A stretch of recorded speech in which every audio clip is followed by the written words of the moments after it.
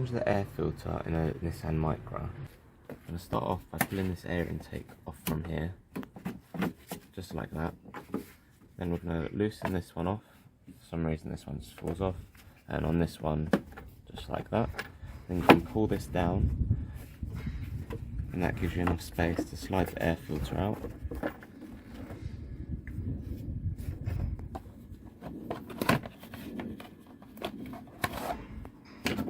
Then get your new air filter and slide that in,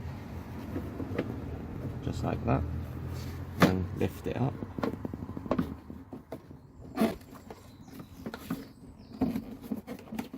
Just like that.